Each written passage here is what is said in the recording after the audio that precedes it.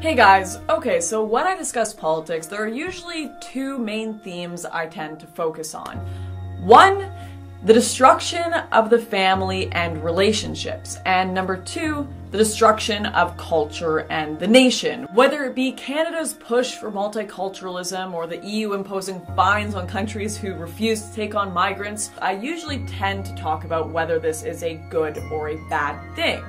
What I don't usually address, and this is something I am asked constantly, is why? Why would governments or big government ideologues on the left want to destroy the family institution? Why would they want communities to be less homogenous?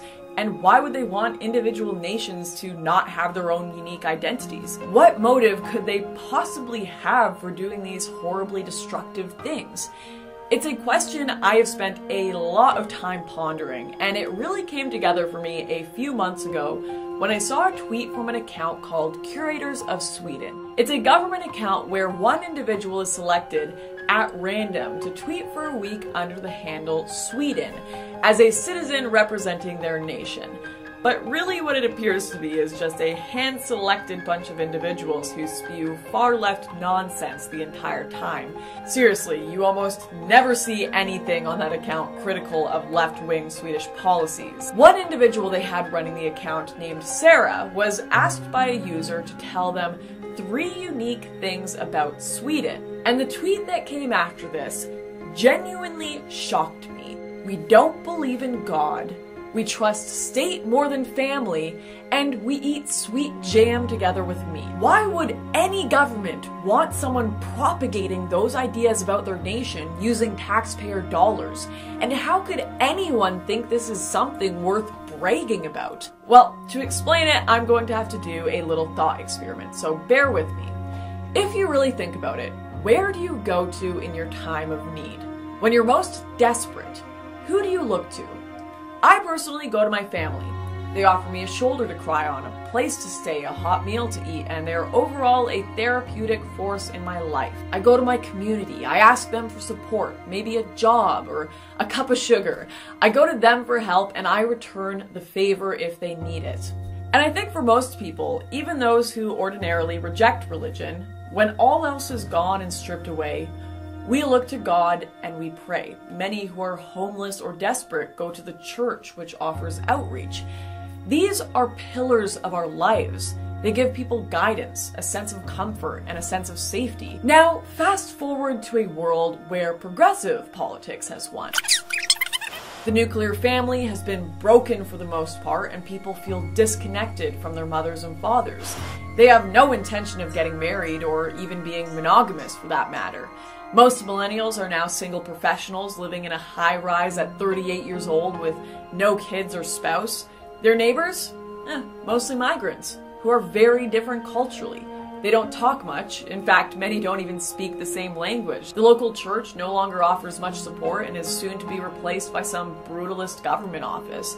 And the only thing close to a unique identity an individual has comes down to what gender they decide to be that day, or what superficial hair color they use to try to make up for a total lack of personality. At least there's Netflix. Truly the opiate of the masses. So if things get tough, where are you going to go? If there's an earthquake, a hurricane, a food shortage, or even just an emotional crisis, you've been ostracized from your family. You can't possibly go there. Hell, you probably don't even know who your father is. Your neighbor? They don't speak the same language. The church? You spent most of your school time learning about how that's all bigoted nonsense. So, like many of your peers, no one really attends or donates anymore. So, you're stranded. Without your culture, without your community, without your church, or your family. The only thing you can rely on is the state.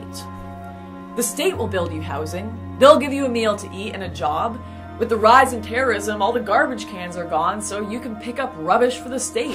What about a shoulder to cry on? Well, next election the Liberals can run on a platform of hiring more state counselors and expanding the mental health bureau. You'll be okay because of the state. They want to be the most integral thing to your life. Who needs welfare offices when people's families are together and the community will pitch in to help? Who needs an expanding state when you have a close-knit community pitching in to voluntarily help expand that society? You wonder why the EU hates Poland, why they hate Britain and the Slavic nations who sing their anthems with pride. It's because national identity leads to nations and unique groups of people wanting their own unique future. And they want to allocate resources to those they know will return the favor. There's a reason Angela Merkel throws away the German flag when she's handed it. Because you can't all hold hands and go down the same path under one European government if you all have different ideas about how to live, or how to independently rule yourselves, or what language you should speak and what values you should have. You can be or have whatever skin color, hair color, or gender you want, but you can't have any culture or community to rely on if you are a slave to the state. And this is why Sweden proudly touts from their government project Twitter account that we don't believe in God, and we trust state more than family. They do that because they want it to be true. Power always wants to expand. But I truly hope that people will realize sooner than later that the warm comfort of loving parents, spouses, and siblings cannot be replaced by cold bureaucracy. That blind loyalty and trust in the state cannot give one purpose or meaning like the role of a community or a culture can.